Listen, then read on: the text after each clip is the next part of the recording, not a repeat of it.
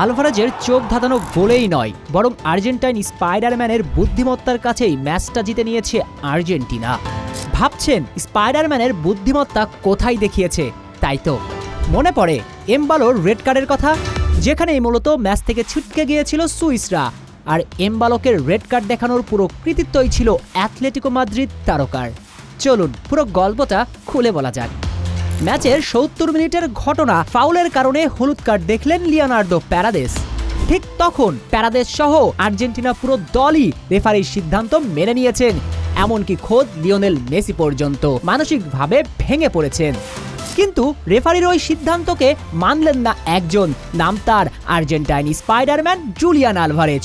ছুটে আসলেন রেফারির কাছে। এরপর রেফারিকে শতভাগ নিশ্চয়তা দিচ্ছিলেন প্যারাদেসের সাথে এমবালোর পায়ের কোনো কানেকশনই হয়নি। তিনি বারবার রেফারিকে একই কথাই বলতে থাকেন এবং আলভারেজের বিশ্বাসের জোর দেখে প্যারাদেসও একসময় বলেন ভিআর চেক করতে, এবং ভিআরে দেখা যায় আলভারেজ শতভাগ সঠিক। সুইস ফুটবলারকে প্যারাদেস কোনো ফাউলই করেনি, বরং সুইস ফরওয়ার্ড অভিনয় করে রেফারিকে বিভ্রান্ত করেছেন। তাই তো নিয়ম অনুযায়ী দ্বিতীয় হলুদ কার্ড দেখার পর লাল কার্ড দেখেছেন এমবোলো। আর তখনই কার্যত ম্যাচ থেকে ছিটকে গিয়েছিল সুইজারল্যান্ড। তাই তো আলভারেজের বুদ্ধিমত্তার জাদুবল ছিল এটা। এখানেই শেষ চার নিশ্চিত করেছে বিশ্ব চ্যাম্পিয়নরা। যদিও শৈল্পিক এক গোল করে সুইসদের ডেডলকে ভেঙেছিলেন আলভারেজ।